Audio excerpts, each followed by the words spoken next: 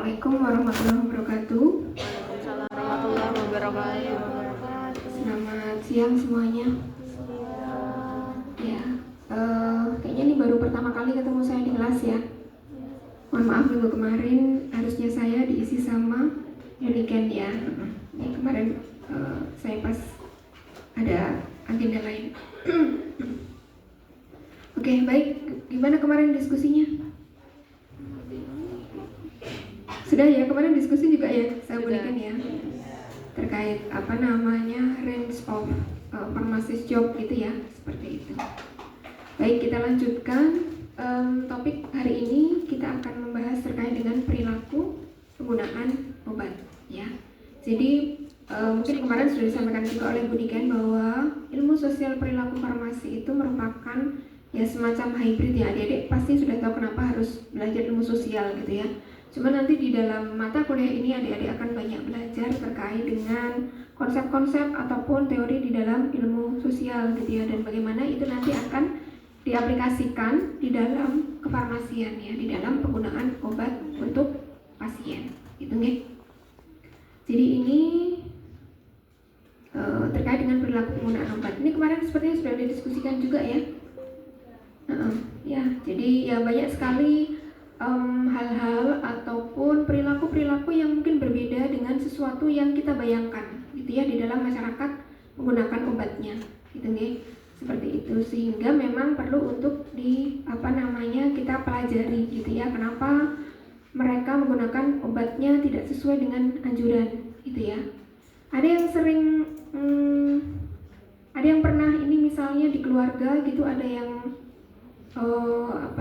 punya gangguan kronis terus harus menggunakan obat secara rutin misalnya gitu ya. Apakah dia terus-menerus menggunakan obatnya gitu ya? Kadang kan terus berhenti gitu ya minum obat, capek saya minum obat Bu gitu, saya males gitu ya minum obat misalnya, seperti itu gitu ya. Padahal obat itu ketika tidak digunakan sesuai dengan anjurannya akan mengakibatkan apa efeknya?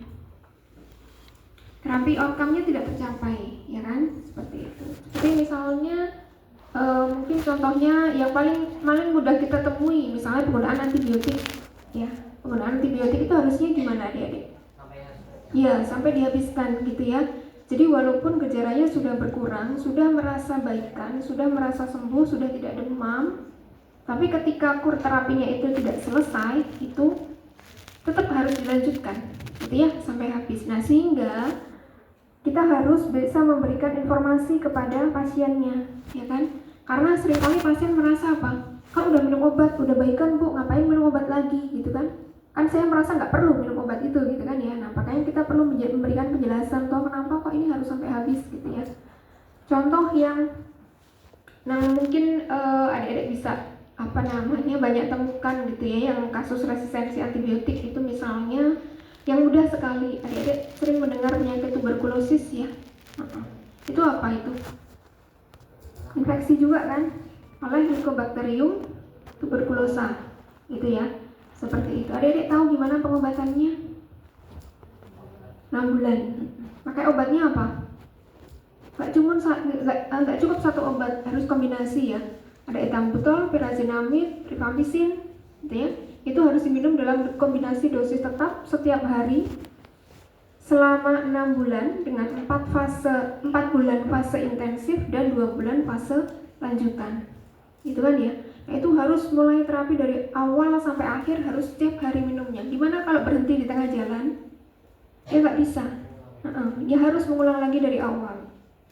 Nah, sementara itu banyak juga masyarakat yang tidak paham dengan itu gitu ya. Jadi udah bosan minum obat, karena memang obatnya kan dengan kombinasi, pasti ada beberapa yang kemudian merasakan efek samping. Nah, ini tugasnya adik-adik sebagai apoteker, bagaimana caranya pengatasan efek samping tanpa harus menghentikan penggunaan obatnya, karena nggak boleh dihentikan.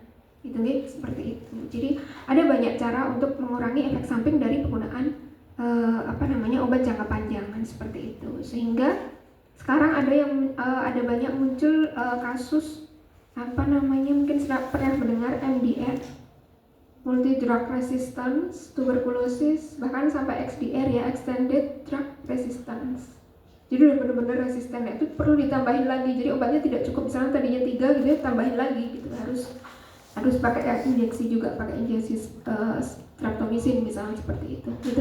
Jadi itu semakin sulit, apalagi Dedek tahu kasus HIV di Indonesia juga meningkat gitu ya.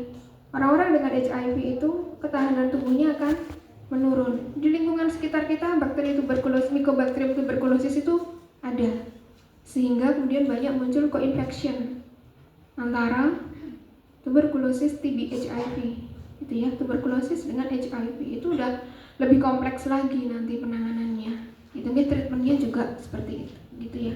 Nah, sehingga memang tanggung jawab apoteker di dalam memberikan pelayanan itu tidak hanya sekedar, Dedek pernah nggak ke puskesmas? Dikasih obatnya gimana? Bu, ini 3x1. Tulisnya apa? 3x1 gitu aja kan? Maksudnya apa itu 3x1?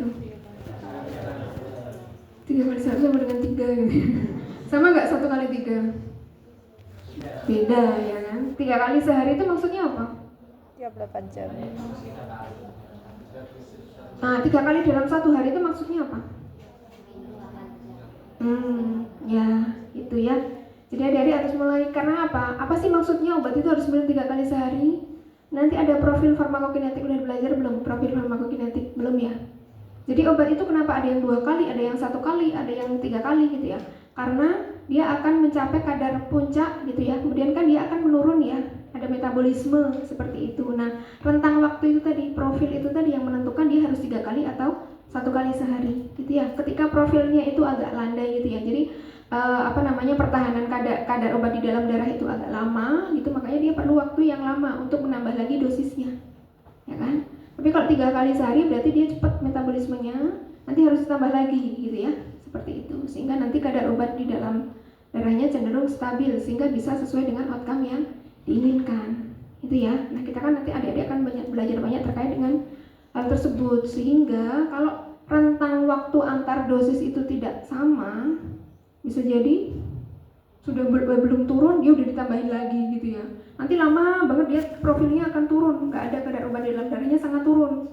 Nah, itu nanti makan outcome-nya tidak bisa tercapai karena kemudian sangat ngedrop gitu ya. Padahal pada waktu yang lain dia akan sangat tinggi kan, seperti itu. Itu ya, seperti itu. Jadi banyak yang kemudian sudah mulai membiasakan memberikan informasinya itu setiap, kalau 3 kali sehari berarti setiap berapa jam? 8 jam ya. Every 8 hours. Kalau di luar negeri sudah seperti itu semua, nggak ada yang 3 times a day. Tapi sudah ke every 12 hours, every 3 hours misalnya, atau every 4 hours, 6 hours gitu ya, seperti itu. Jadi setiap 8 jam diminum berapa tablet gitu ya, misalnya berapa tablet, seperti itu. Gitu ya. Jadi hal-hal hal-hal seperti itu bagi masyarakat mungkin suatu hal yang lazim, yang umum gitu, yang general. Pokoknya minum obat ya 3 kali sehari ya, pokoknya 3 kali sehari. Nah, adik-adik sudah karena sudah belajar sebagai farmasis ya, harus melihat dari view-nya bagaimana perjalanan obat itu di dalam tubuh gitu ya, sehingga apa sih maknanya 3 kali sehari gitu nih, sehingga bisa memberikan informasi yang lebih tepat. Yang lebih tepat adalah setiap 8 jam misalnya, begitu ya. Jadi itu, sehingga ya makanya kenapa mereka tidak menghabiskan antibiotik, bisa jadi mereka tidak diberikan informasi juga kan. Jadi bukan salahnya pasien, kenapa pasien nggak tahu gitu ya, tapi ada tanggung jawab kita yang tidak kita laksanakan, ya kan. Tanggung jawab adik-adik sebagai apoteker tidak memberikan informasi bagaimana masyarakat itu bisa tahu. Akhirnya dia dapat informasi dari sumber-sumber yang lain yang mungkin tidak bisa dipercaya atau mungkin kurang kredibel ya, sehingga malah ketakutan sendiri kalau minum obat gitu ya. Karena informasi di luar itu banyak yang dimunculkan adalah efek sampingnya, minum obat ini efek sampingnya gini loh gitu ya. Mungkin itu yang banyak diperbesar gitu ya, sehingga orang menjadi takut minum obat gitu ya, seperti itu. Jadi, nah ini mulai dari sekarang ada tanggung jawab gitu ya, nanti sebagai seorang farmasis, adik-adik calon farmasis itu memberikan informasi yang akurat, tidak hanya sekedar itu tadi ya, 3 kali sehari gitu. Pernah ada ini belum mana tapi nggak apa ya, saya cerita. Pernah ada di suatu layanan kesehatan, jadi anak-anak itu dapat obat yang bentuknya, adik-adik tahu ada obat yang bentuknya seperti sirup tetapi dia oral drop ya.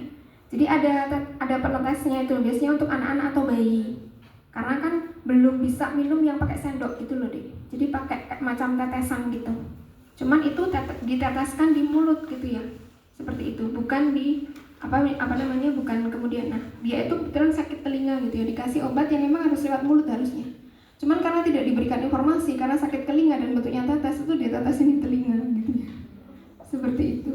Jadi nah kenapa? Karena tidak diberikan informasi dengan detail, Bu ini obatnya nanti digunakan 3 kali sehari, udah seperti itu saja misalnya gitu guys, seperti itu. Jadi ya kemudian banyak ya hal-hal yang sebenarnya harus detail ya kita sampaikan gitu ya, termasuk juga batas waktu penggunaan obat setelah obat itu dibuka. Adik-adik pernah nggak nyimpen obat sampai lama banget gitu terus nanti dipakai lagi? Pernah. Gimana itu? Boleh nggak sih? Boleh. Kalau obatnya bentuknya tablet dia masih ada dalam kemasan aslinya, itu bisa sampai expired date asalkan belum melembek gitu ya, kondisinya masih utuh gitu. Kadang kan karena kondisi penyimpanan kan bisa mempengaruhi juga, misalnya disimpan di tempat yang lembab dia mungkin akan lebih cenderung cepat lembek gitu ya, bisa. Tapi Kak, bagaimana kalau obat yang sirup, obat yang diminum, atau mungkin tetes mata? Pernah nggak ada yang nyimpen tetes mata lama banget, nanti 3 bulan 6 bulan lagi dipakai lagi gitu? Apa sih sebenarnya requirements dari obat tetes mata itu? Steril. Ketika sering dibuka, apakah kita bisa memastikan itu steril? Enggak, justru nanti malah ditetesin malah jadi merah matanya, karena itu tadi sudah sering dibuka gitu ya. Itu batasnya biasanya maksimal adalah 1 bulan setelah dibuka. Setelah itu udah nggak bisa tidak terjamin sterilitasnya itu gitu, seperti itu. Nah hal-hal seperti itu kan yang sesuatu hal yang penting gitu ya, tapi seringkali tidak tersampaikan gitu, sehingga meonnya ya pokoknya kalau belum expired ya bisa digunakan gitu ya. Obat-obat antibiotik ketika dia itu sudah dibuka itu, adik-adik pernah mendengar ini nggak, beyond use date? Mungkin nanti akan dipelajari juga beyond use date ya, sudah ya. Jadi belum sampai batas expired date tapi dia sudah tidak layak untuk digunakan atau sebaiknya tidak digunakan karena itu tadi sudah dibuka dari kemasan primernya, misalnya sirup gitu kan. Nah itu ketika sering dibuka itu kan akan muncul ada reaksi dengan udara dan sebagainya ya, bisa muncul menjadi tempat pertumbuhan jamur misalnya di dalamnya gitu ya, seperti itu. Sehingga ada batas maksimal setelah dibuka dia kapan untuk digunakan ya. Adik-adik yang cewek-cewek sering beli kosmetik nggak? Sering perhatikan nggak? Ada yang ada logo yang kayak botol terus ada tutupnya itu kebuka gitu. Itu apa? Isinya apa? Tulisannya apa? 12M, 6M. Itu apa itu? Beyond use date-nya. Jadi ketika kemasan itu sudah dibuka, itu bisa mempertahankan kualitasnya sampai 6 bulan atau 12 bulan. Itu ya, seperti itu.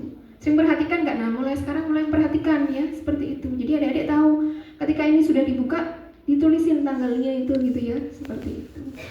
Jadi makanya ada beberapa obat juga, misalnya paracetamol sirup gitu. Ketika sudah dibuka, biasanya ada beberapa yang hanya 1 bulan saja. Jadi bisa digunakan. Setelah itu ya tidak terjamin kualitasnya. Itu nggih. Nah, itu adalah konsep beyond use date. Jadi kita tidak selalu hanya pada expired date saja, gitu ya. Ya, ini cerita nggak kemana-mana kan di sini gitu ya. Maksudnya adik-adik nanti lebih paham bahwa masing-masing obat itu spesifik gitu ya, dan masyarakat itu mungkin bisa jadi tidak menggunakan obat sesuai dengan instruksi karena mereka tidak paham. Kenapa mereka tidak paham? Karena kita tidak ngasih paham ke mereka ya kan. Seperti itu ya. Makanya tugas kalian adalah ngasih paham gitu ya ke masyarakat gitu ya, seperti itu. Kasih paham tuh gimana ya? Gitulah ya. Itulah intinya ya, begitu. Nah, kemudian ini saya ambil dari beberapa penelitian ya, yang kemudian semacam kompilasi bagaimana sih perilaku masyarakat di dalam menggunakan obat. Ini judul artikelnya. Jadi Mungkin ada di sekitar adik-adik juga, ada di sekitar kita orang-orang yang memang sama sekali tidak mau menggunakan obatnya, atau ini pokoknya seminimal mungkin saya pakai obat yang dari dokter gitu ya. Seperti mungkin ada ya, saya lebih prefer yang herbal karena herbal itu aman gitu misalnya, ya kan? Mungkin ada seperti itu gitu ya. Jadi mereka punya concern, ada concern yang cukup kuat gitu ya terkait dengan penggunaan obatnya, gitu ya, seperti itu. Sehingga ada preference untuk menggunakannya seminimal mungkin. Saya nggak tahu.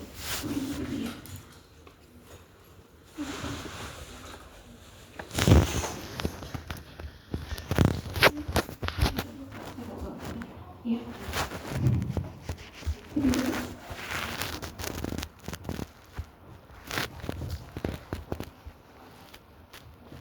Yes, nggak apa-apa ya. Lupa nggak mau pointer. Nah ini, jadi ada keengganan yang cukup besar dan keinginan untuk menggunakannya sesedikit mungkin, gitu ya. Banyak nggak, sering kedengaran nggak? Apa sering terdengar nggak? Minum obat yang banyak itu nanti ginjalnya kena loh bu, ya kan? Ya betul. Apakah semua obat itu bisa seperti itu? Kan enggak. Obat-obat tertentu yang dia memang punya toxicity terhadap ginjal. Dan apakah ketika kita minum obat itu juga akan langsung kena ginjalnya? Enggak. Tergantung pada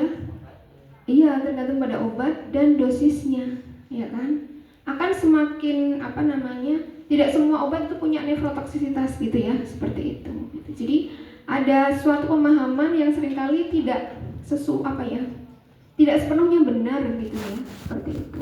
Apalagi misalnya pasien diabetes, dia sudah kadar gula darahnya cukup tinggi ya, terus nggak mau minum obat rutin setiap hari. Kenapa? Nanti takut ginjalnya kena. Justru bahkan ketika dia tidak terkontrol kadar gula darahnya, justru itu yang membebani ginjal, bahkan bisa sampai ke komplikasi untuk gagal ginjal itu ya, karena kadar gula di dalam darah itu sangat tinggi gitu ya, sehingga upaya untuk secara awam itu kayak pembersihan darah melalui ginjal gitu kan ya, penyaringan itu tidak bagus gitu ya, sehingga bisa jadi menyebabkan nephrotoxicity gitu ya, jadi gagal ginjalnya justru ketika kadar gula darahnya tidak terkontrol, bukan karena minum obat gitu.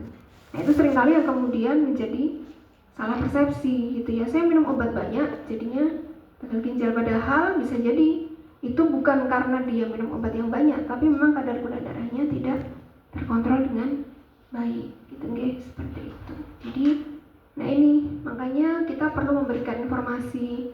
Adik-adik tahu nggak simbol farmasi itu apa? Ular gitu ya. Kenapa kok simbolnya ular sih? Iya. Apa yang bedakan antara obat dengan racun? Bukan madu dengan racun ya. Obat dengan racun apa? Dosisnya gitu. Makanya kita harus memberikan obat dengan dosis yang tepat sehingga tidak sampai pada kadar toksisitas. Kurang boleh nggak? Nggak boleh, karena kalau kurang juga tidak sesuai dengan kadar yang diharapkan ya, nanti outcome-nya tidak tercapai gitu nggih, seperti itu. Jadi itu yang kemudian perlu kita sampaikan. Kalau memang perlu minum obat nggak masalah kok minum obat, asal sesuai dengan dosis masing-masing gitu kan ya. Gitu. Jadi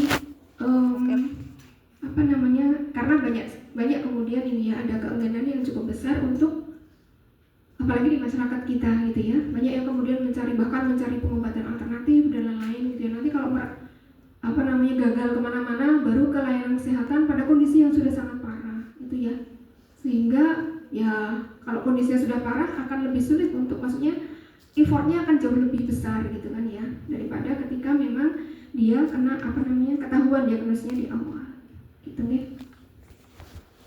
Nah kemudian dari konsep ini atau dari model ini itu mengelompokkan masyarakat itu menjadi 4 kategori gitu ya, tergantung bagaimana mereka perilakunya menggunakan obatnya. Nah, ini saya kesulitan nggak bawa ini ya. Kita bacanya dari itu ya, yang kotak yang di tengah. Ketika seseorang mendapatkan pengobatan atau medicine prescribed, jadi mendapatkan obat dari dokter gitu ya, itu ada yang golongan yang pertama itu yang passive receptors itu ya. Passive receptors adalah ya sudah, dia menerima saja penggunaan obatnya tanpa bertanya apapun ya. Ada yang seperti itu ya, pokoknya apa yang diberikan oleh dokter sudah saya percaya, saya minum, gitu ya. Jadi tidak ada questioning seperti mencoba mencari. Kemudian yang berikutnya adalah yang yang di seberangnya itu adalah rejectors. Rejectors sama sekali tidak mau menggunakan obatnya. Lah kenapa kamu ke dokter? Saya cuma pengen tahu saya sakit apa toh, gitu ya. Nanti kalau udah tahu sakitnya saya cari obat sendiri, gitu. Ada yang seperti itu gitu loh.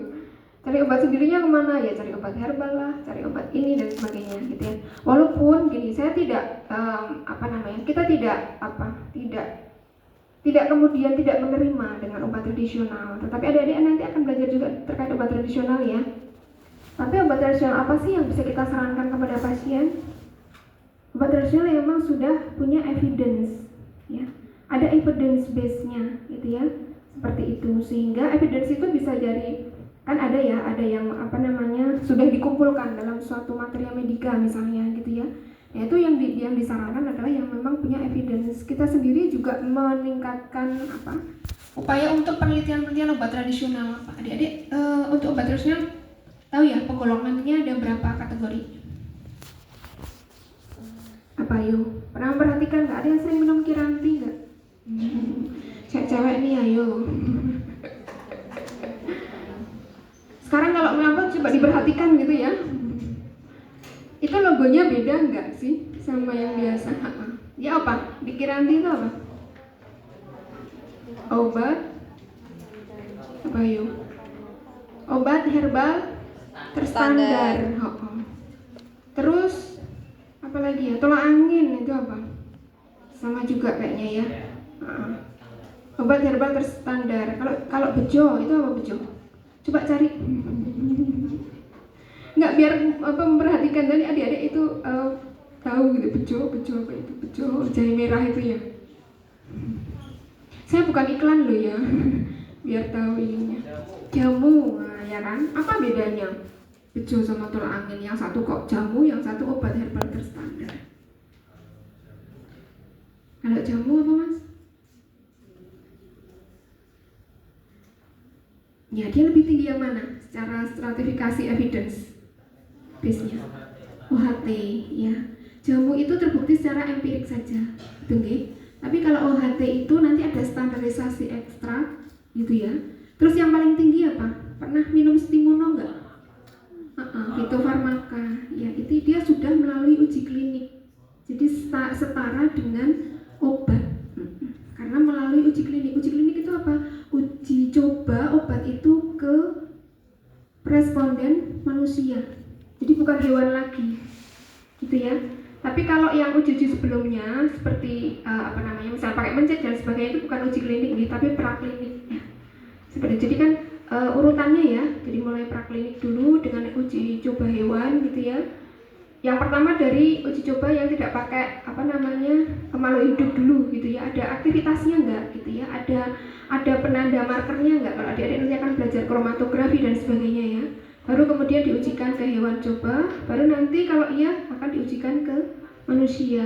Nah itu udah level paling tinggi kalau sudah diujikan ke manusia ya kan, dibandingkan dengan placebo gitu. Jadi seperti itu ya, itu akan menarik gitu adik-adik nanti kalau tertarik di pengembangan obat gitu nih, seperti itu. Sehingga ya di Indonesia ada 3 macam kategori itu tadi, sehingga adik-adik bisa memberikan rekomendasi untuk obat tradisional yang memang udah punya evidence ya. Golongan OHT untuk hipertensi itu juga ada beberapa sudah, gitu nih.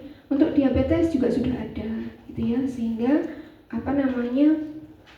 ya ketika ada evidence-nya kita bisa menjelaskan gitu ya bahwa memang itu memang punya punya activity untuk penyakit tersebut, gitu nih, seperti itu. Jadi hati-hati ketika obat tradisional iklannya bisa menyembuhkan segala macam jenis penyakit gitu ya, seperti itu. Jangan-jangan malah dia ditambahin BKO, ada loh yang ini ya adik-adik, BKO apa? Bahan kimia obatnya. Banyak kasus di masyarakat juga dia kayak jamu tapi kok cespleng banget gitu ya, maksudnya begitu minum langsung sembuh gitu. Justru malah itu harus dicurigai, jangan-jangan dia mencampurin bahan kimia obat gitu. Ada beberapa waktu kasus yang dia dicampurin sama dexamethasone ya kan, seperti itu ya. Mungkin adik-adik kalau lihat di berita beberapa itu ya seperti itu. Jadi dicampuri, justru makanya justru hati-hati ketika obat tradisional kok bisa memberikan efek yang langsung gitu ya, karena biasanya dia harus diminum secara rutin supaya bisa memberikan efek yang bagus gitu nggih, seperti itu. Nah ini ya, jadi maksudnya seperti itu ya, jadi bukan kemudian kita tidak sama sekali untuk menerima terkait dengan obat tradisional gitu ya, tetapi kita bisa memberikan informasi ataupun rekomendasi obat tradisional yang memang ada evidence-nya gitu nggih, seperti itu. Nah kemudian balik lagi ya, tadi yang mana rejectors ya. Kemudian setelah diberikan resep itu yang ke bawah, itu banyak dari kita yang merasa khawatir, dia punya concern tertentu terkait dengan menggunakan obatnya. Adik-adik kalau dapat resep sekarang mencoba mencari informasi nggak tentang obat itu? Iya.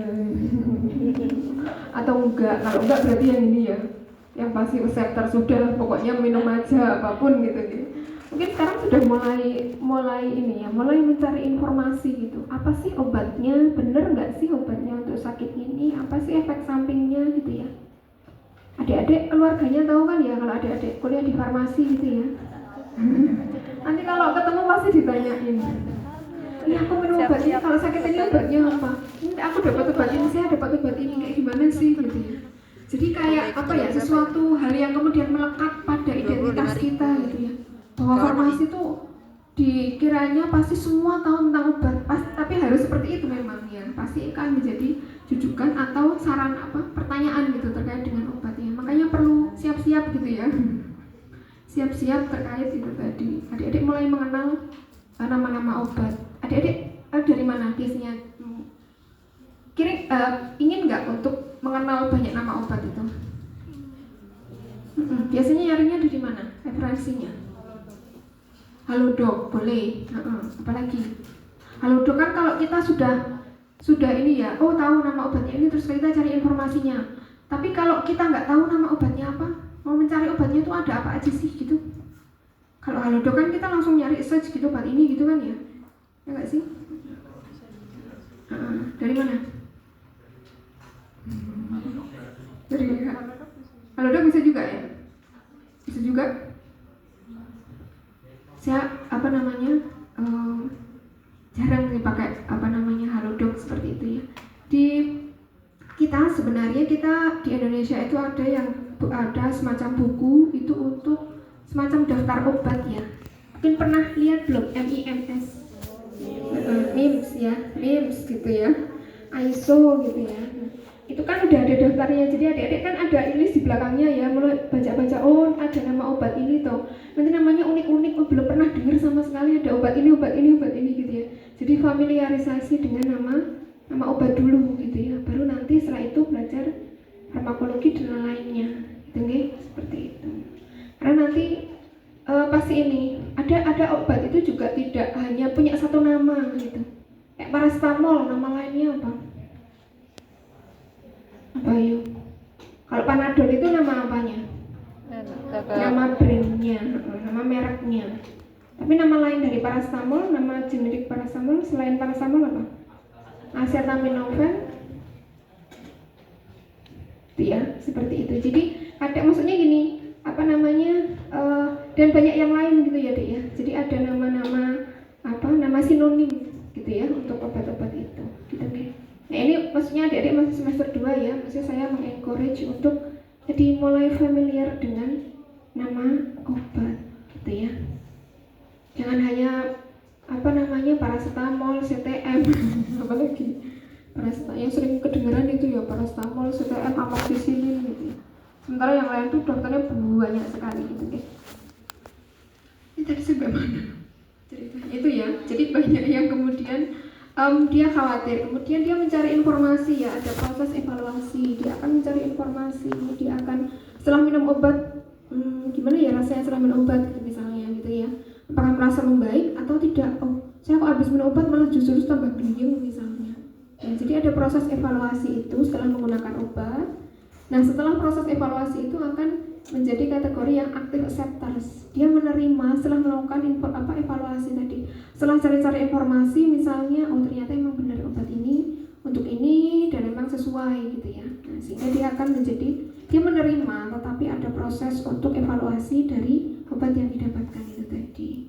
Atau kalau dia pada proses evaluasi itu ternyata merasa tidak sesuai, kayaknya kalau di Halodoc itu dosisnya cuma 3 kali sehari, 1 tablet gitu ya, tapi kok dokter ngasih saya 4 kali sehari gitu ya, misalnya gitu kan ya, seperti itu. Nah kemudian merasa bahwa itu tidak sesuai gitu misalnya, kemudian dia modifikasi sendiri gitu, pakai obatnya gitu ya, diubahnya sendiri gitu misalnya. Padahal sebenarnya aturan pakai itu, misalnya dokter menetapkan misalnya 2 kali ataupun 4 kali, itu kan ada sesuai dengan kondisi penyakitnya gitu nggih, seperti itu. Sehingga dia tidak memodifikasi sendiri gitu ya, kecuali kalau memang sudah dikonsultasikan ke dokter gitu ya. Sehingga ada yang kemudian menjadi active modifiers, dia modifikasi sendiri aturan pakai penggunaan obatnya gitu nggih. Pernah ada yang diberi obat asiklovir, pernah dengar nggak asiklovir? Pernah ya. Itu ada beberapa kondisi yang kemudian membutuhkan dosis itu sampai 5 kali sehari, sekali minum 2 tablet gitu ya. Berarti 1 hari minum berapa tablet itu? 10 tablet ya. Terus pasiennya merasa kebanyakan gitu ya, mosok sehari minum 10 tablet gitu. Biasanya cuma 3 kali sehari gitu ya kalau obat, dianggapnya general sama semua. Akhirnya dikurangi sendiri. Tapi kemudian akhirnya ya tidak, kondisinya tidak segera membaik gitu tadi, karena dosisnya tidak sesuai gitu ya, seperti itu. Sehingga memang perlu untuk kita berikan informasi, ini kenapa kok harus 5 kali sehari gitu ya, tidak seperti lazimnya biasanya 3 kali sehari gitu nih. Seperti itu. Jadi dia akan menjadi active modifiers, memodifikasi sendiri aturan pakai penggunaan obatnya gitu. Ada beberapa yang dia dapat pada kasus contoh-contohnya lagi ya, kasus pasien diabetes itu digunakan obatnya metformin, itu harusnya gimana? Ada yang pernah tahu? Dia minum obatnya setelah makan, sebelum makan? Adik-adik kasih informasi sebelum makan sama setelah makan itu gimana harusnya? Sebelum makan, saya minum obat 10 menit lagi makan, kan sebelum makan juga ya? Ya nggak sih? Setelah makan, oh iya tadi saya 1 jam yang lalu udah makan, terus minum obat. Maksudnya apa sih sebenarnya sebelum makan, setelah makan itu? Sebelumnya pas perut kosong, berarti ada jeda waktu berapa lama? Iya, sekitar ada yang setengah jam gitu ya, tergantung ini. Ada yang 1 jam sebelum makan gitu ya, seperti itu. Jadi sebenarnya basically itu adalah harusnya disampaikannya adalah pada saat perut kosong, artinya di antara waktu makan gitu nih. Jadi 2 jam setelah makan atau 1 jam sebelum makan gitu ya, seperti itu. Jadi kalau setelah makan itu ya memang diutamakan obat itu ada makanan di dalam lambung gitu nih, seperti di dalam saluran pencernaan kita ada makanannya gitu ya. Kenapa kok seperti itu? Ada obat-obat yang dia itu sangat baik diabsorpsi ketika perut kosong. Contohnya kaptopril. Dia absorpsinya akan sangat turun ketika ada makanan di dalam lambung gitu. Seperti itu ya. Jadi ada reasoning tertentu kenapa ada yang pada saat perut kosong. Jadi kalau kita secara general orang-orang itu pahamnya gimana? Pokoknya kalau minum obat habis makan, dia nggak mau minum obat perut kosong gitu ya, nanti sakit, nanti nyeri gitu ya misalnya. Dan tidak semua obat kan seperti itu gitu okay? Jadi ada beberapa yang memang harus malah digunakan pada saat perut kosong gitu ya. Ada yang harus digunakan memang habis, malah ada yang bersama dengan makanan gitu okay? Seperti itu ya. Jadi itu karena ada profil-profil dari obat tersebut yang berbeda-beda ya. Nah obat diabetes itu banyak, sebagian besar itu diminumnya segera setelah makan gitu ya. Ada kode kenapa? Karena kadar gula itu akan sangat tinggi ketika setelah makan. Jadi harapannya lonjakannya itu tidak terlalu tinggi. Jadi ada obat di sana gitu okay? Nah ada yang kemudian komplain dia minum obat diabetes malah keluar keringat dingin, gliyeng gitu ya, apa itu? Itu tanda-tanda apa? Hipoglikemi. Terus ditanya setelah ditanya bagaimana menggunakan obatnya, ya pokoknya minum obat aja Bu, maksudnya tidak peduli dia sudah makan atau belum gitu ya. Jadi memang pada saat perut kosong dia minum obat itu, akhirnya hipoglikemi, tadi yang gemetar, kemudian keluar keringat dingin dan lain-lain gitu. Jadi bukan karena obatnya, tapi karena cara penggunaannya yang kurang tepat gitu ya. Makanya ini ya memang adik-adik harus memberikan informasi yang lengkap gitu ya dari terkait dengan penggunaan obatnya gitu ya. Jadi ini sehingga ada 4 ini ya, ada tadi passive acceptors, kemudian active acceptors, active modifiers, dan juga rejectors. Kemudian saya mau pakai yang bahasa Indonesia aja deh. Jadi masyarakat itu melakukan evaluasi penggunaan obat dari perspektifnya pasien ya. Jadi mereka ada yang pertama-tama mencoba dulu, coba dulu gitu ya. Kemudian kira-kira dapat manfaat nggak? Kalau enggak, udah dihentikan gitu ya. Terus adverse effect tadi, ada tidaknya efek samping gitu ya. Tadi misalnya habis minum obat jadi keringat dingin, padahal itu bukan karena efek samping obat. Jadi makanya nanti kalau misalnya ada laporan terkait dengan efek yang tidak dikehendaki, adik-adik harus menelusur gitu. Apakah itu memang benar-benar efek samping atau efek yang muncul karena cara penggunaan obatnya yang tidak tepat gitu ya. Karena bisa jadi juga karena cara penggunaan obat yang tidak tepat sehingga menimbulkan efek yang tidak dikehendaki. Seperti itu. Apakah ada tidaknya efek yang tidak diinginkan dari obatnya? Kalau mungkin merasa bahwa setelah minum obat itu kemudian ada muncul banyak efek yang tidak dikehendaki, maka dia akan menghentikan penggunaan obatnya. Lebih banyak masyarakat yang seperti itu gitu ya. Nah, tetapi banyak yang kemudian hanya menghentikan saja, tidak melaporkan ya. Padahal sebenarnya di dalam pelaporan terkait dengan efek samping obat itu sangat penting gitu ya. Karena apa? Obat itu setelah diedarkan itu sebaiknya kan ada post marketing surveillance ya. Melihat apakah memang obat itu benar-benar aman untuk masyarakat secara luas. Gitu nggih, seperti itu. Sehingga laporan-laporan kejadian-kejadian yang tidak diinginkan itu sebenarnya sangat dibutuhkan.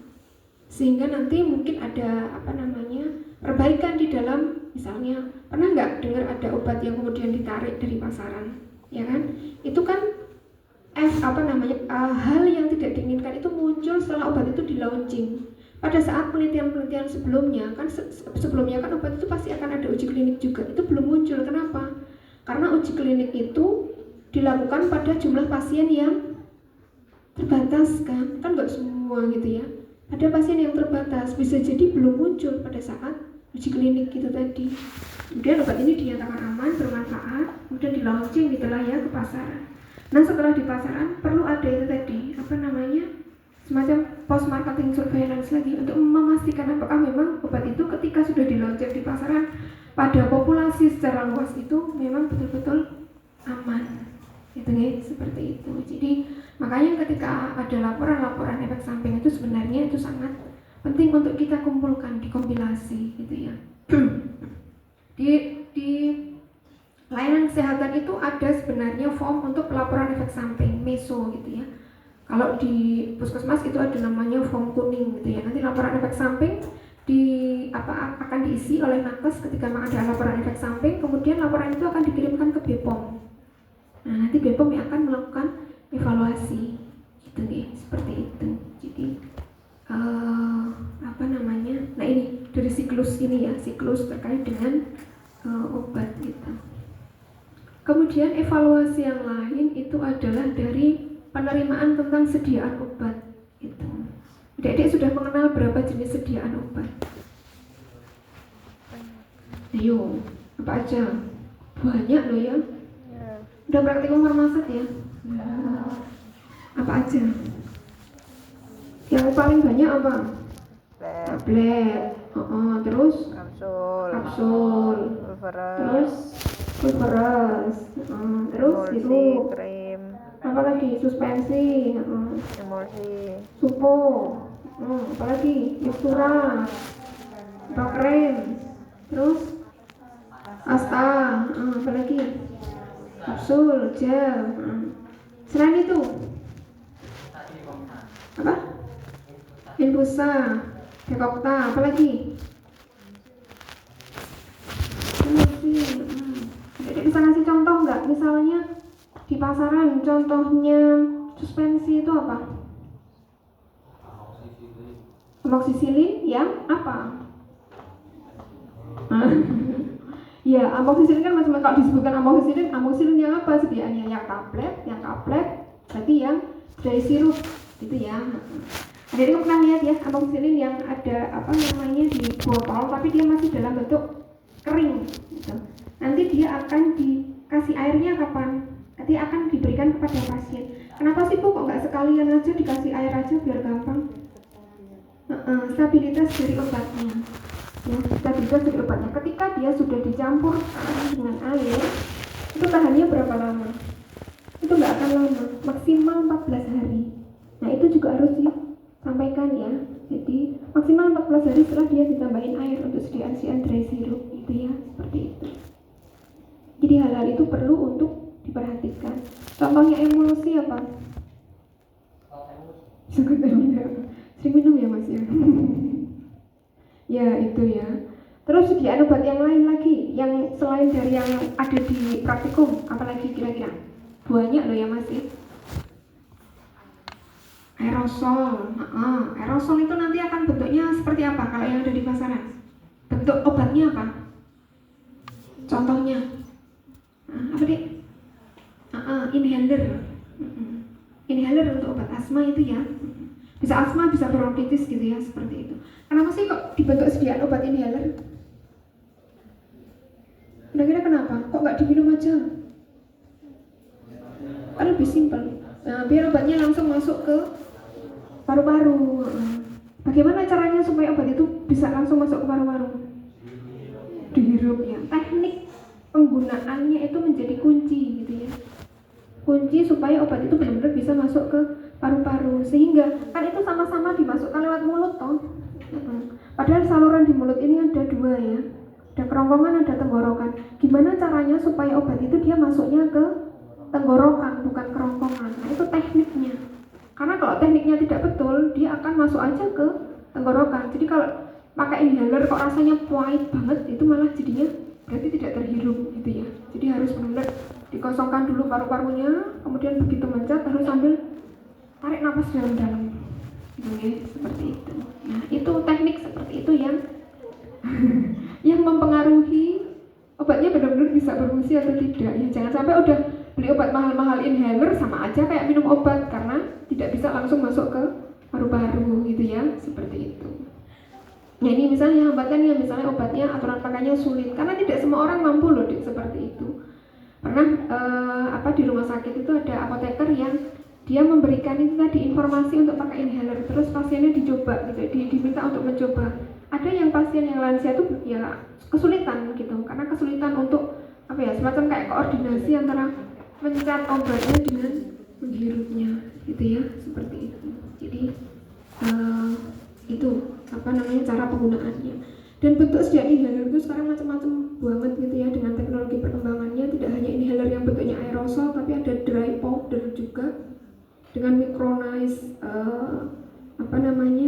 granul gitu ya, micronized yang itu bisa terhidup gitu ya, seperti itu. Dan itu banyak lagi yang lain.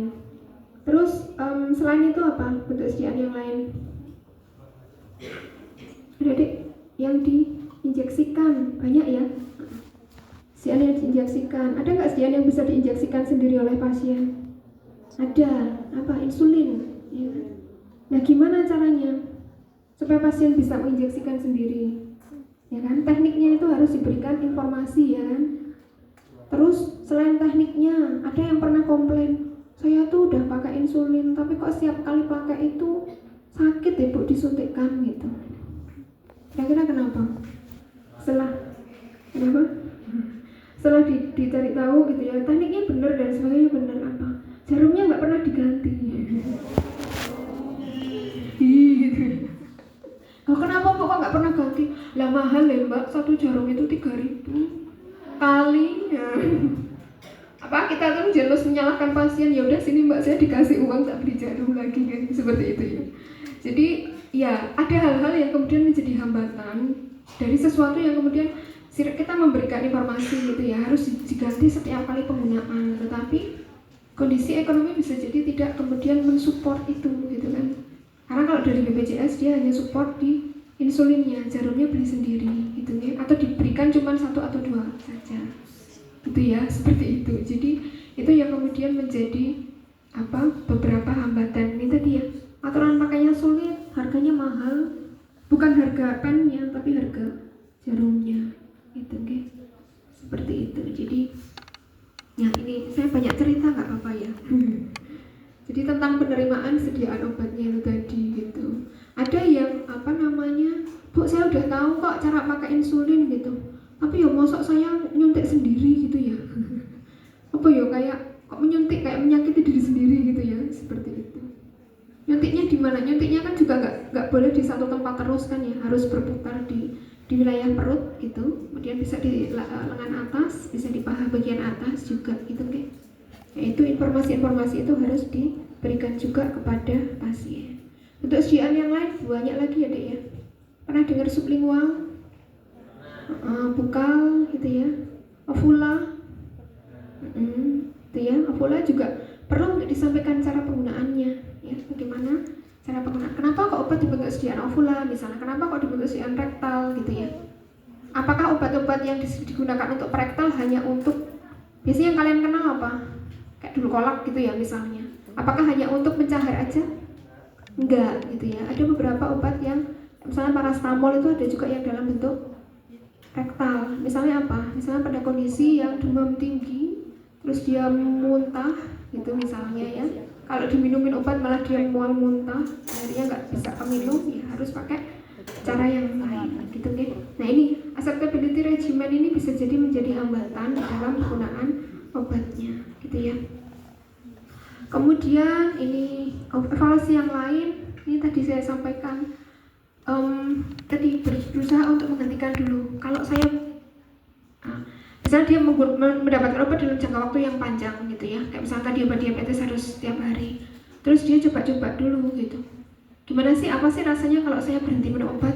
Oh ternyata nggak ada yang berubah gitu ya. Maksudnya tidak kemudian langsung ketika menghentikan obatnya ada suatu efek yang kemudian tidak diinginkan gitu ya. Jadi sakit banget gitu kan, enggak juga gitu ya. Sehingga kemudian banyak yang kemudian mencoba-coba untuk berhenti menggunakan obatnya, padahal ketika itu berhenti menggunakan obatnya bisa jadi nanti tidak terkontrol kadar gula darahnya yang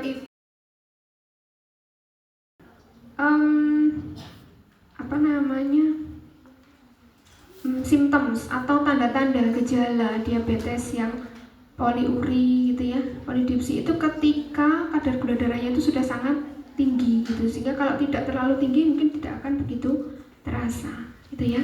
Kemudian yang lain yang mencari informasi tadi sama saya sampaikan ya. Evaluasinya adalah berusaha mencari informasi. Nah, adik-adik harapannya menjadi tempat untuk ditanya gitu ya. Tempat untuk masyarakat itu bisa mencari informasi gitu. Terus yang menarik lagi ini ya, ada ketakutan terjadi ketergantungan. Pernah nggak? Nanti saya tergantung minum obat. Tergantung minum obat maksudnya apa? Ya harus selalu minum obat terus gitu ya. Obat menimbulkan ketergantungan gitu. Ada nggak sih, apa sih golongan obat yang bisa menimbulkan ketergantungan atau addiction? Psikotropik dan narkotik ya. Tapi kalau obat-obat lain kan tidak menimbulkan addiction ya. Sehingga istilah ketergantungan itu menjadi kayak berbeda persepsi gitu ya. Ketergantungan itu selalu membutuhkan obat, padahal ya memang pada kondisi tertentu itu memang membutuhkan obat ya. Gitu, seperti itu. Kenapa sih kok diabetes harus diminum obatnya dalam jangka waktu yang lama? Karena memang dia bukan untuk menyembuhkan penyakitnya, tapi untuk membantu mengontrol kadar gula darah sehingga pasiennya terhindar dari komplikasi lebih lanjut gitu ya, sehingga memang harus digunakan secara rutin.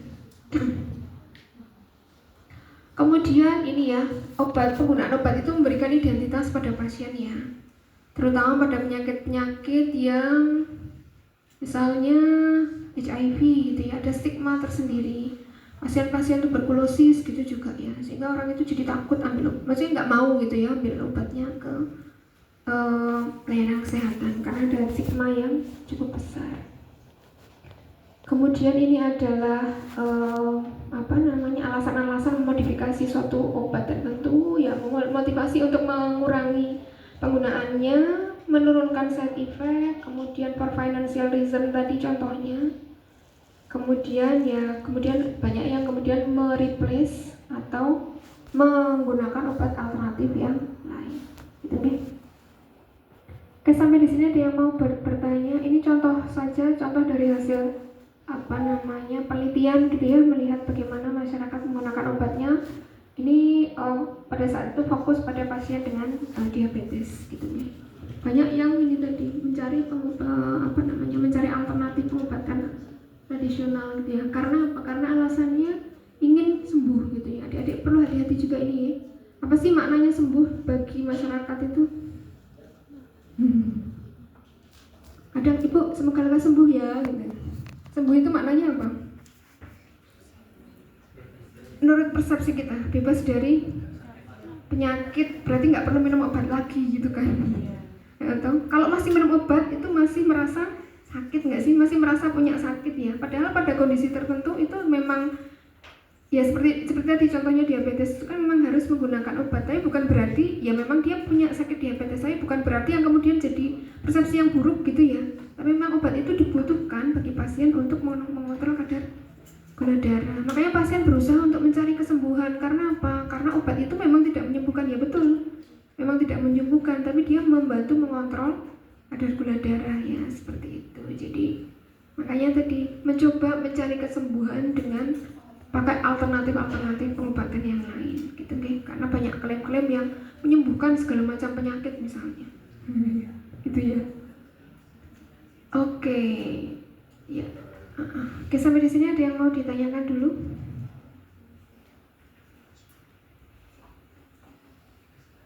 Kita satu slide lagi ya. Satu slide maksudnya satu topik lagi. Ini masih relate ya. Udah ngantuk? Ini luar biasa memang, ini udah jam 1, apalagi puasa gitu ya. Sahurnya jam berapa? Jam 2. Enggak sahur, waduh, 14 ya. Wah, ini udah kondisi yang kritis gitu ya. Kayaknya kalau nggak lihat bantal aja atau lihat kursi aja udah langsung blok gitu ya. Apa ya? Nanti tidak selesai ininya, topiknya. Yang berikutnya adalah terkait dengan kepatuhan penggunaan obat gitu ya. Jadi seperti yang saya sampaikan tadi, ini apa? Drugs don't work in patient who don't take them, gitu kan? Jadi sebagus apapun obatnya, ketika tidak digunakan dengan baik oleh pasien, ya nggak akan bekerja gitu, guys. Makanya perlu memberikan ini ya, memastikan bahwa pasien itu memang menggunakan obatnya sesuai dengan apa yang dianjurkan. Nah itu ya. Ini tadi contohnya sudah saya berikan.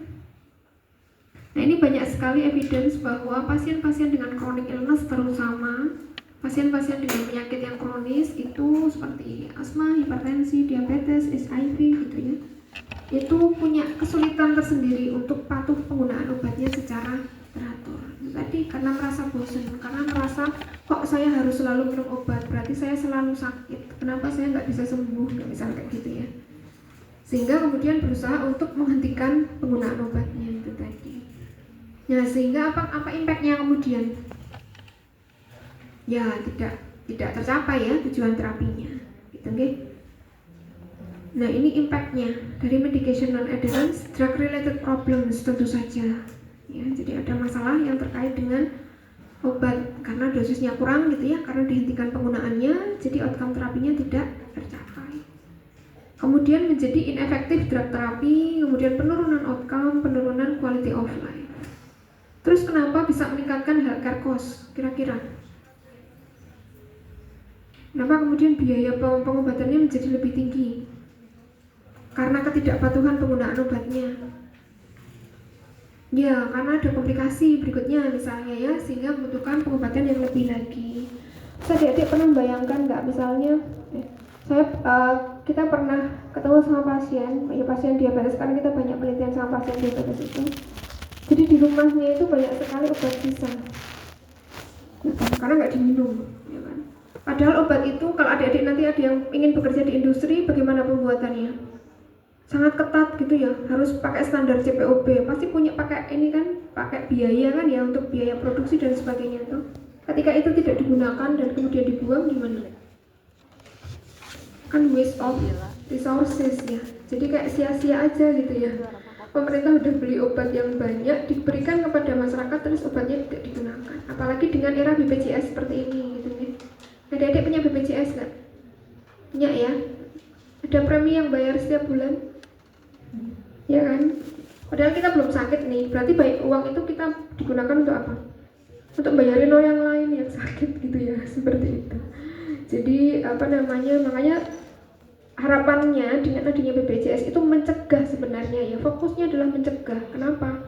Untuk meminimalisasi itu tadi penggunaan biaya. Makanya kenapa kok BPJS banyak yang misalnya kemarin ada berita kok rugi gitu ya, karena uang yang masuk tidak sesuai dengan jumlah yang keluar lebih banyak lagi. Kenapa kok bisa seperti itu? Itu bisa jadi karena ini tadi ketidakpatuhan di dalam penggunaan obatnya, sehingga outcome-nya tidak tercapai, muncullah komplikasi yang banyak gitu ya, seperti itu. Kasus hemodialisis itu luar biasa ya, tinggi, dan itu tercover BPJS ya. Padahal satu kali hemodialisis itu bisa biayanya kalau bayar itu mungkin 1 jutaan gitu nih. Nah kali berapa gitu kan ya. Jadi memang luar biasa gitu. Kemudian beban secara finansial gitu untuk coverage dari ini tadi, ineffective drug therapy ini tadi gitu nih. Terus kalau obat itu nggak dipakai terus diapain? Dibuang ya. Pembuangan obat itu sendiri juga butuh biaya gitu kan, nggak boleh ya. Adik-adik kalau buang obat di mana? Masukin tempat sampah. Boleh nggak sih? Nggak boleh gitu ya. Jadi ada concern terhadap keamanan lingkungan ya, karena kan obat itu adalah, apalagi kalau misalnya antibiotik gitu ya, nanti semua yang ada di luaran yang memang sebenarnya dibutuhkan bisa jadi malah mati semua gitu ya, dengan pembuangan obat yang tidak sesuai. Oke, kemudian ini definisi adherence adalah ini aja yang paling bawah ya. Sejauh mana pasien minum menggunakan obatnya sesuai dengan aturan yang disepakati antara tenaga kesehatan dan pasien. Gitu deh. Dan yang lain, sejauh mana pasien menggunakan obat sesuai dengan aturan penggunaan meliputi waktu penggunaan, dosis, dan frekuensi. Itu ya. Kemudian hambatan, kenapa sih orang itu nggak patuh menggunakan obatnya? Apakah selalu salahnya pasien gitu? Nggak selalu juga ya. Jadi barriersnya itu ada dari sisi pasien, ada dari sisi kita sendiri ya, healthcare profesional, dan juga dari healthcare systemnya. Ya. Jadi dari sisi pasien apa? Low health literasi. Health literasi itu apa? Literasi kesehatan itu apa? Kemampuan untuk apakah hanya membaca saja? Jadi kemampuan mulai dari mendapatkan, ability to obtain. Kalau saya butuh informasi, saya cari informasinya kemana? Itu termasuk literasi ya. Karena kadang ada yang saya butuh informasi tapi saya nggak tahu cari informasinya kemana, gitu ya. Seperti itu. Maksudnya informasi itu adalah informasi bukan yang kemudian ini ya, tapi informasi yang memang kredibel, yang kemudian bisa memberikan informasi yang objektif gitu nih. Nah itu kadang yang, karena kalau misalnya kita search di internet pun, ini kan hasilnya banyak banget nih. Mana yang akan kita gunakan? Nah itu termasuk salah satu literasi juga, kemampuan untuk membedakan mana yang trusted dan mana yang tidak ya di era yang seperti ini. Maksudnya akses informasi sangat luar biasa gitu nih. Jadi adik-adik harus memilah mana yang memang bisa dipercaya secara saintifik ya, karena kita ada di lingkungan akademik gitu. Jadi ability to obtain, mendapatkan informasi, membaca, selain membaca, memahami gitu ya, memahami informasi dan menggunakan informasi tersebut untuk membuat keputusan. Gitu ya. Jadi literasi itu tidak hanya sekedar kemampuan baca tulis, tapi lebih jauh lagi dari itu.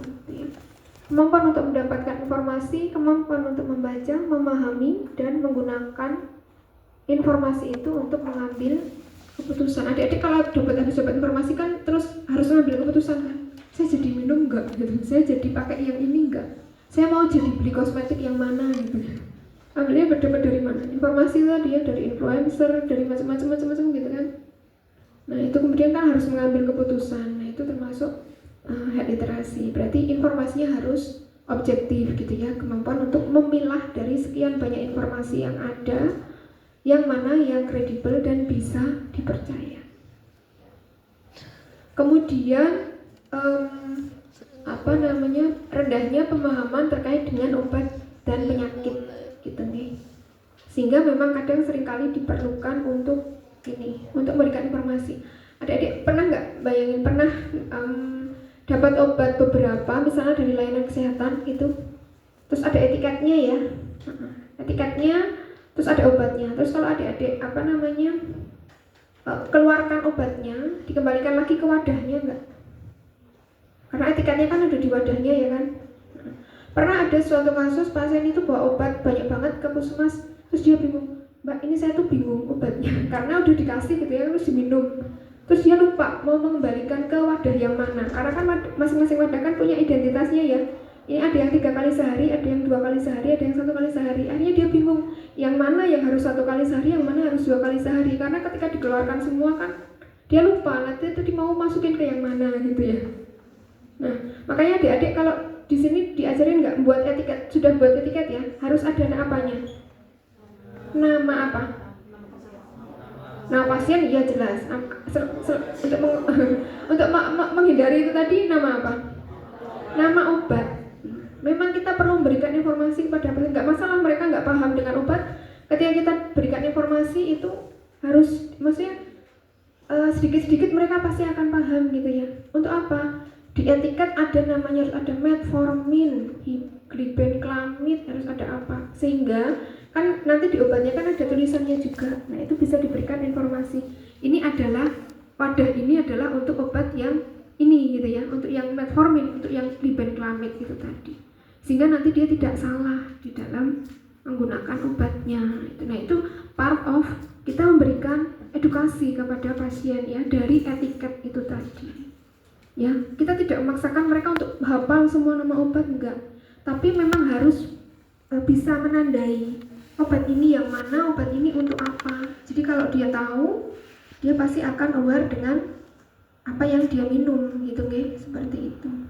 Gitu ya. Jadi kenapa kok perlu ada tadi nama obatnya gitu ya. Secara praktis seperti itu. Tapi selain itu juga kita memang memberikan edukasi pada pasien untuk tahu nama obatnya. Gitu ya. Nah ini tadi rendahnya pemahaman terkait dengan obat dan penyakitnya. Kemudian tidak paham terkait dengan manfaat penggunaan obatnya. Seringkali kita tidak memberikan informasi manfaat penggunaan obatnya itu apa, obat ini untuk obat yang mana dan sebagainya. Terus tidak paham terkait bagaimana cara penggunaan obatnya dengan baik dan benar. Kenapa? Karena bisa jadi kita tidak memberikan informasi, ya enggak? Seperti itu tadi gitu. Bu ini digunakan 3 kali sehari, udah gitu aja misalnya. Padahal obatnya obat tetes yang itu harus diteteskan di mulut, bukan diteteskan di telinga. Gitu nggih, seperti itu. Nah, itu harus diberikan informasi dengan detail bahwa ini obatnya nanti diteteskan di telinga ya, Bu. Gitu. Berapa misalnya memang harus tetes telinga. Ibu ini obatnya diteteskan di mulut gitu ya. Misalnya seperti itu. Jadi memang obat tetes yang oral drop gitu nggih, seperti itu. Kemudian complex medication interaction itu tadi ya, ada beberapa instruksi penggunaan obat yang sangat kompleks. Kemudian mendapatkan banyak sekali jenis obat gitu nih. Nah contohnya ini adik-adik bisa baca nggak? Apa ini gitu ya? Ini memang contoh penulisan resep. Mungkin sekarang sudah tidak banyak gitu nih, karena sekarang sudah dengan berkembangnya sistem informasi, adik-adik mungkin tidak akan banyak mendapatkan resep yang dalam bentuk kertas gitu nih. Walaupun sekarang masih ada sih, tetap masih ada gitu ya, dokter yang memberikan resep dalam bentuk kertas. Tapi kalau di rumah sakit biasanya sudah elektronik gitu ya, elektronik prescribing gitu ya. Jadi dokternya nanti ngetik, kemudian nanti resepnya akan dikirim langsung ke farmasi. Jadi itu tidak dibawa-bawa oleh pasien ya. Tapi ini contoh yang zaman dulu gitu ya. Udah lama gitu, tapi mungkin masih relevan juga untuk contoh aja. Nomor 1 apa? Bisoprolol, iya. Bisoprolol. Terus berapa miligram? 5 miligram. Ambilnya sejumlah berapa? 30 ya. Terus S-nya apa itu S-nya? Ini penulisan resep yang nggak standar ya. Kalau adik-adik belajar harusnya, kok ini S100 kan nggak ada Bu itu di penulisan standar gitu. 100 itu maksudnya apa? 1 kali sehari di pagi hari gitu ya. Jadi pagi, siang, sore gitu. Jadi kalau 001 ya 1 kali sehari malam hari gitu ya. Karena panjang nanti kalau harus dituliskan pakai bahasa Latin gitu ya, SPDD, SSDD gitu ya. Apa namanya? Pada pagi hari kan seperti itu gitu ya. Terus yang kedua apa? Ada sartan 16 mg digunakan pagi, siang, malam ya, 1 kali sehari malam hari. Terus amlodipin pagi apa malam? Pagi. Terus spironolakton pagi ya. Terus simvastatin malam. Terus terakhir digoxin apa? Malam juga ya. Jadi pasiennya sakit apa? Macam-macam gitu ya. Ya, berapa jenis obat? 6 ya. Ada 6 jenis obat. Kenapa obat yang simvastatin malam hari? Boleh nggak sih? Ada yang pasien terus nanya gitu ke apoteker. Ini kan sama ya Bu, ya 1 kali sehari semua atau? Mbak ya udah minumnya semua barengan gitu, biar saya nggak lupa gitu. Ini pokoknya saya kan 1 kali sehari semua, atau saya minum pagi hari semua ya Bu ya, gitu. Boleh nggak? Atau saya minumnya malam hari semua? Nggak boleh, kenapa? Nggak tahu loh. Harus bisa memberikan informasi kenapa kok nggak boleh gitu ya. Contohnya misalnya spironolakton itu 1 kali sehari pagi hari, itu obat apa sih? Diuretik ya. Diuretik itu obat yang akan mengeluarkan cairan melalui urin. Ya, artinya kalau pasien itu minum itu sering buang air kecil. Bayangkan kalau dia diminum di malam hari. Ya kan? Seperti itu. Ya nggak bisa tidur gitu ya. Harus sering ke kamar mandi gitu ya. Seperti itu ya. Jadi itu maksudnya masing-masing obat itu punya spesifikasi sendiri, sehingga kenapa kok pagi dan malam hari gitu nih. Terus simvastatin kenapa harus malam hari? Apakah dia menimbulkan ngantuk? Nggak selalu loh ya yang malam hari menimbulkan ngantuk. Kenapa? Dia obat apa? Kolesterol. Oh, kenapa harus malam hari? Karena metabolisme kolesterol paling tinggi di malam hari. Gitu. Jadi akan sangat lebih efektif kalau obat itu akan diminum di malam hari, gitu, supaya untuk menurunkan kolesterol, gitu, nggih. Nah, makanya tidak efektif kalau dia akan diminum di pagi hari, gitu ya. Jadi boleh nggak digabung semua di pagi hari atau malam hari semua? Tidak, gitu ya. Nah, terus gimana caranya supaya pasien itu paham mana yang pagi, mana yang malam? Harus ditandai, gimana lah caranya, gitu ya. Mungkin yang pagi hari dikumpulin jadi satu, gitu ya. Yang malam dikumpulin jadi satu, Bu, ini yang malam ya, ini yang pagi hari gitu. Seperti itu. Ya memang kita harus punya inovasi gitu ya. Maksudnya inovasi atau apapun yang kemudian bisa kita gunakan untuk bisa memudahkan pasien mengingat obatnya. Gitu nggih, seperti itu.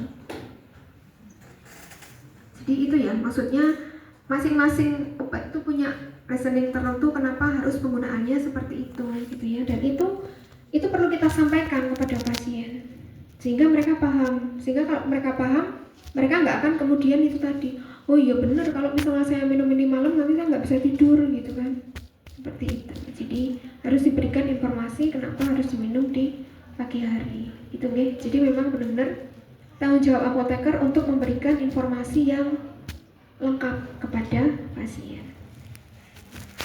Kemudian, nah, barrier dari healthcare providers ya, dari kitanya sendiri ya, karena tidak terlalu banyak memberikan informasi. Tadi saya sampaikan tertulis hanya 3x1 gitu tok gitu ya. Dan ini masih ada gitu ya. Bahkan nggak ada etiketnya. Terus ditulisnya di mana? Di strip obatnya pakai spidol 3x1. Terus nanti obatnya udah habis kan diminum gitu ya, terus kebuang gitu yang tulisan 3x1-nya. terus hilang, nggak ada aturan pakainya, ya seperti itu. Jadi sebaiknya sudah tidak seperti itu, nih. Sekarang sudah mulai banyak kok yang sudah memberikan informasi etiket yang lengkap, setiap 8 jam, setiap 6 jam gitu. Nah, kemudian dari healthcare sistemnya, ya banyak prosedur yang sangat kompleks gitu ya, SOP, rujukan dan macam-macam. Terus aksesnya terhadap obat dan pelayanan kesehatan juga terbatas gitu ya. Adik-adik mungkin bayangkan kalau akses yang terbatas itu pasti di daerah yang 3T gitu ya. Tapi nggak selalu seperti itu ya. Ada yang di daerah Gunung Kidul itu kalau ke puskesmas harus bareng-bareng. Siapa yang Gunung Kidul ya? Ada ya. Kita pernah melakukan penelitian di sana itu kan, daerah yang apa namanya? Benar nggak Mas? Enggak juga ya, karena memang ada yang wilayah kota, tapi ada juga yang wilayah desa ya. Masnya pasti daerah kota ya kan? Pernah yang sampai masuk? Oh enggak juga ya. Pernah masuk yang sampai ke desa enggak? Enggak ya, enggak pernah mungkin ya. Nah, kita pernah penelitian yang memang ke Gunung Kidul itu. Jadi ini bukan ya, maksudnya bukan untuk ini ya memang ada memang wilayah yang memang keterjangkauannya cukup bagus gitu ya, tapi ada beberapa daerah tertentu yang dia kalau ke, ini saya cerita loh ya beneran. Kalau mau puskesmas itu pasien-pasien diabetes itu janjian bareng-bareng. Kenapa? Terus nanti menyewa itu loh apa mobil yang ada bak belakangnya itu loh bareng-bareng gitu ya, pick up gitu loh, ke puskesmas bareng-bareng gitu ya. Kayak mau pengajian bareng-bareng gitu ya, seperti itu. Itu ke puskesmas bareng-bareng gitu. Karena itu tadi jaraknya jauh dan apa namanya aksesibilitasnya tuh jalannya cukup jauh gitu ya, seperti itu. Itu ya Mas ya, nanti dicari ya Mas ya daerahnya. Saya masih ada datanya itu ya. Jadi itu guys, maksudnya for access to medication itu apa namanya tidak selalu gitu ya di wilayah yang memang ya, beberapa wilayah itu memang karena medannya pegunungan misalnya gitu ya, itu bisa jadi kemudian akses ke layanan kesehatannya sulit gitu ya. Wilayahnya pegunungan, kemudian apalagi kalau hujan licin misalnya. Kemudian kos biaya ya, biaya pengobatan. Nah, biaya pengobatan itu tadi tidak selalu mencakup biaya obat saja. Tapi kalau misalnya kita ke puskesmas itu biasanya berapa lama gitu ya. Ada yang malas gitu. Saya tuh kalau ke rumah sakit itu butuh waktu seharian, Bu, nggak bisa kerja. Karena apa? Gitu kan? Antriannya panjang, jadi harus pagi-pagi datang. Nanti sampai siang itu mungkin belum selesai gitu ya, seperti itu. Jadi nah itu termasuk intangible cost ya, biar apa namanya kan harusnya pasien itu produktif gitu kan, bisa menghasilkan uang dengan waktu tersebut, kemudian karena harus ke rumah sakit jadi ada biaya yang hilang di situ, jadinya dia nggak bisa dapat penghasilan gitu ya. Nah itu seringkali bisa menjadi pertimbangan juga untuk datang ke layanan kesehatan. Lah itu kalau saya harus ke sana itu nggak bisa kerja misalnya gitu ya, harus butuh waktu yang seharian penuh gitu. Nah itu juga termasuk biaya gitu kan. Biaya transportasinya juga, kemudian tadi biaya produktivitas yang hilang yang saya sampaikan tadi ya. Oke, itu yang barrier dari healthcare sistemnya. Ini contohnya itu. Nah, bagaimana kemudian apa namanya kita mengukur penggunaan kepatuhan pengobatan gitu. Bagaimana sih kita melakukan pengukuran kepatuhan pengobatan gitu ya? Ada dua metode gitu nih. Ada dari metode langsung, ada yang metode tidak langsung. Metode langsung itu directly observed therapy. Jadi ini pernah diaplikasikan pada pasien-pasien dengan tuberkulosis. Mungkin ada pernah mendengar di OTS. Ini pernah dicanangkan oleh WHO. Directly observed terapis gitu ya, artinya apa? Pasien-pasien yang dapat obat TB, tidak pernah dengar nggak ada pengawas minum obat PMO.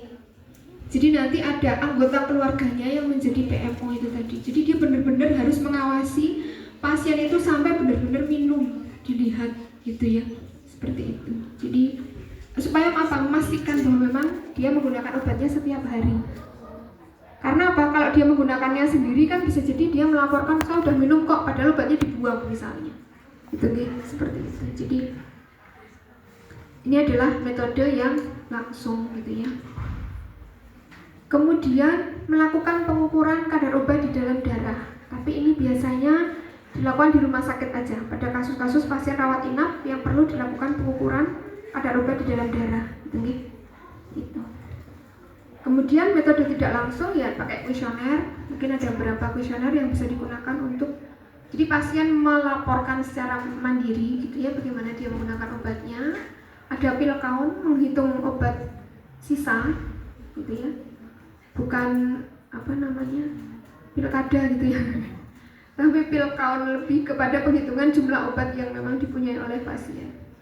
Kemudian rates of prescription refill, jadi waktu pengambilan obat berikutnya. Jadi kalau misalnya harusnya mengambil obat lagi 1 bulan lagi gitu, ternyata dia mundur sampai 15 hari setelahnya.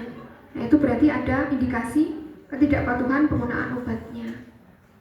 Kemudian electronic medication monitor. Ini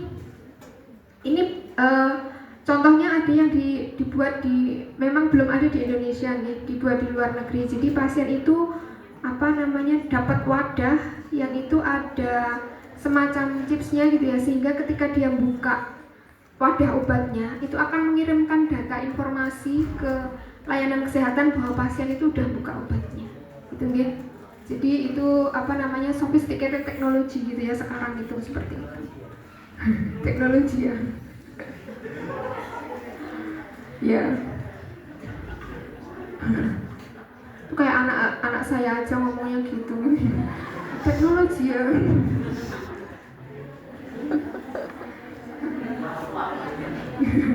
Iya, anak saya Gen Alpha gitu ya.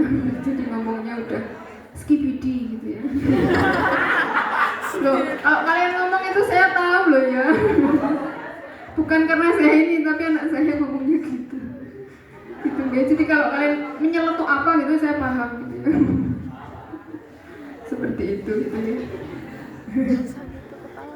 Macam-macam kok, tiba-tiba dia jadi cerita. Tiba-tiba dia mengucapkan sesuatu yang saya nggak ngerti apa. Akhirnya kan saya harus nanya atau apa itu gitu kan. Seperti itu tadi ya, 6-7 gitu macam. Oh pusing. Loh beneran saya tahu gitu ya. Dia baru ngomongin apa sih itu? Akhirnya paham itu, oh ternyata ya Gen Alpha luar biasa. Itu enggak ya? Jadi itu mungkin ada yang mau ditanyakan dulu? Nggak ada?